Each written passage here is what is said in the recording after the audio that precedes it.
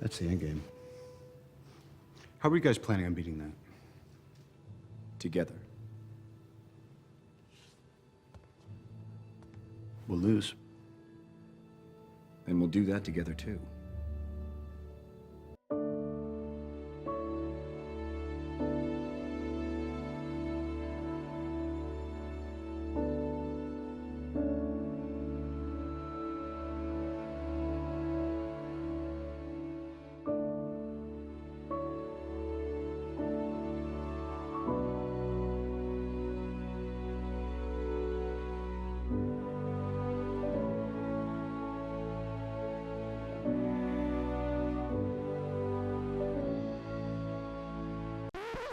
Yeah, Captain America is going to die.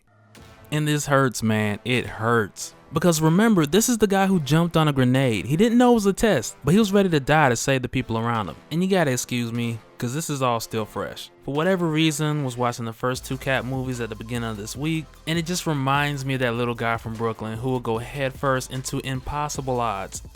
And I really think the reason I went back to watch both of these is because they're like the 2 films that I probably don't go back to as much out of all the MCU films. Like Iron Man 3 was probably the absolute least. But even with that said, I'm one of those few guys who hated Iron Man 3. Well, I don't want to say hate because that's such a strong word. But I disliked Iron Man 3 much more than your average MCU fan. And I liked Captain America, the First Avenger, way more than your average MCU fan. And before, I would usually go back and watch either one of these every once in a while. But recently, with Thor Ragnarok coming out on iTunes, Black Panther and being in theaters and seeing that multiple times, and aside from that, just never getting sick of that Civil War airport scene, between those, they kind of been taking up most of my time amongst other things for the past few months. But either way, trailer 2 of Avengers Infinity War. And this is kind of a episode 2, step 2 kind of thing, because my last video focused more on Thor and how Heimdall possibly could have been killed impersonating Thor, and how that led him to meet the Guardians of the Galaxy, and the whole idea of Rocket Raccoon telling Thor where to make another hammer, because if Thor already knew, that would have been their destination and not Earth. But in this one, I pretty much want to talk about everything else. And I'll leave a link in case you missed that one, you want to go back and check it out too. That link will be down in the description.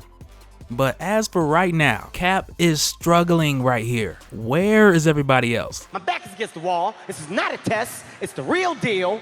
Help me. Help me. Drop whatever you're doing, nothing else matters. And this ain't like a situation where you need to call for help. The Avengers should just know. Like when this part of the film takes place, and I believe it'll happen in the middle. I believe Wakanda's in the middle and Titan's at the end. And this particular scene seems to have taken place in Wakanda. But either way, at this point, Thanos has the space stone, and he practically had to go through Hulk and Thor to get it. And if I'm Cap, I'm just thinking of the other Avengers like, help me. We gonna get back to saving the world, but for now, help me.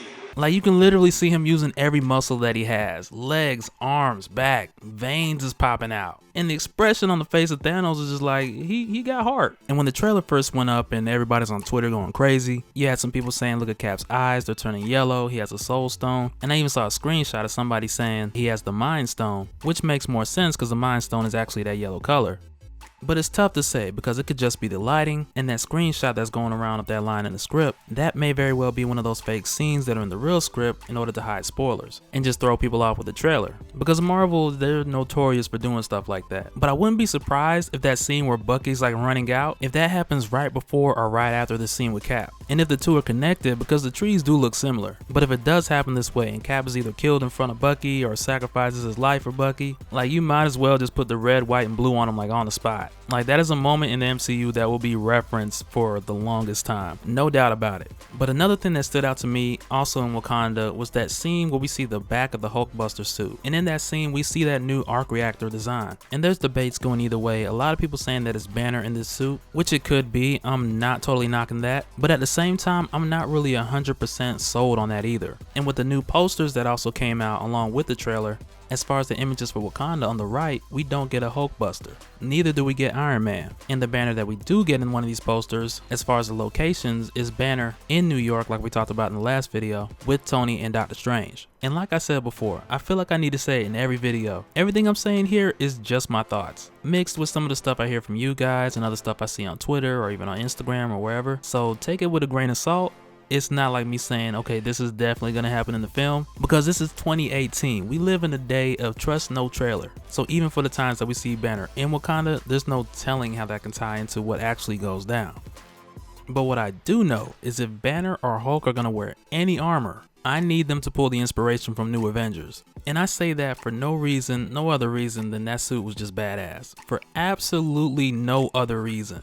And they've done similar things before, like pulling off the Planet Hulk suit in Thor Ragnarok, and I feel like they could do the same here in Infinity War or Avengers 4. And if you think about it, we've seen very little Hulk. Like, we know he hulks out in Wakanda and runs into battle.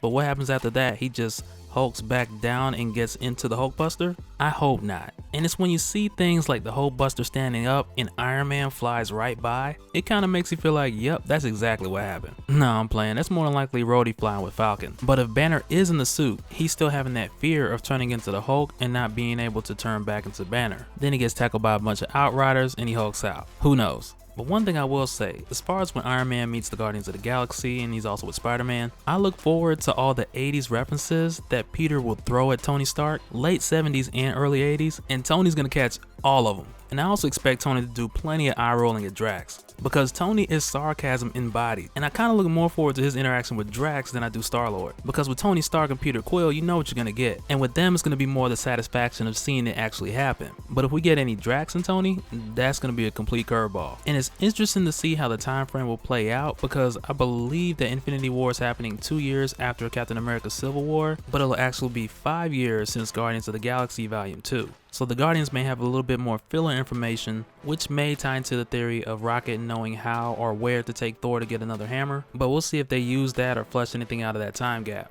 And speaking of time, Doctor Strange and Peter Parker, they have a nice little exchange, and I like that once again they play off of the fact that initially nobody really believes that's his real name, and he gives Peter this look like, okay, yeah, I get that a lot. But as far as where they are in the scene, it does look a lot like they're on that ship that landed in New York. Iron Man saw that Peter was on there and flew after him. Then Doctor Strange, who was with Iron Man, sees him leave onto the ship, and he uses his sling ring and goes up there as well. And that's how the three of them end up on the ship heading for Titan. And for whatever reason, from here, I feel like sometime around here, Doctor Strange gets separated from Iron Man and Spider-Man, possibly by traveling out of his body and snooping around the ship trying to get information, and that's when he runs into Ebony Maw, who catches him eavesdropping, and that's when he just discovers like, wow, this dude is wildly powerful. He's able to freeze his mind, take the cloak of levitation, and literally have Doctor Strange all pinned up. And you guys that know me, man, like this is the scene I've been begging for. Like when Ebony Maw outdoes Strange, I want a little bit of P to come out. Like I want this scene to creep me out like when Star-Lord was creeped out with the Collector. Like this scene needs to be so mind-blowing, not meaning that it has to be over the top to deliver that, but I just need everything about it to be super creepy. Like I want to have chills at this part of the film. And from the way this last trailer is looking, man, it looks like we're gonna get all of that and more. Like that last shot of Spider-Man falling from that ship and going through all that debris and what it looks like to be Titan. Man, now let me say this. Over the years, we've had some wonderful shots of Spider-Man swinging from buildings, beautiful spins, things like that. But I do believe when we actually see this scene right here, especially in IMAX, but when we see this scene here and he's swinging on debris from one piece to another, flipping through other pieces, falling from orbit, and for whatever random reason, this reminds me of that scene in Spider-Man Homecoming where he's like, I've never been this high before. Like when he was climbing up the Washington Monument. Like in this short clip right here, he's already fell the distance of the Washington Monument alone. And from the looks of it, he has a much further way to go. But I do believe, just from seeing this little clip here, I do believe that we'll see some web slinging in this film like we have never seen in any other movie. And that's coming from somebody who's liked a lot of the web action before. But man, after Infinity War, none of those are going to be able to hold a candle to this. But yeah, man, it's just too much, too many good things about this. But whenever Strange gets free and whoever else is still alive is still fighting with him on Titan, we know it's going to be Star-Lord, we know it's going to be Spider-Man, Iron Man, Nebula's going to be there. A majority of the Guardians are definitely going to be there. And although I have my reasons for believing which one's going to happen before the other, I do also feel like a lot of the events are going to overlap. Because while Strange, Spider-Man, Iron Man, the Guardians are on Titan, you still got a completely separate group of heroes that are over in Wakanda. And because of this, I think both of the big battles will kind of overlap. But as far as the Avengers that are in Wakanda, we already already know why they're there because of the article in Entertainment Magazine, and from putting that together, plus the posters we seen earlier, and also the previous trailers, but it all makes it look like Corvus Glaive attempted to get the stone from Vision, and it appears that his wife, Proxima Midnight, is also with them, and the two of them together nearly take it from Vision, but they can't get it out on the spot, whether it's performance issues, who knows. But from the looks of it, this is where Team Cap comes in, which is Cap, Black Widow, and Falcon, and they help Scarlet Witch get Vision out of there, and they end up taking Vision to Wakanda because it's the most secure place on Earth. But with them running into the Black Order already, that's what put them on alert and made them aware like, hey, we need to go to Wakanda now.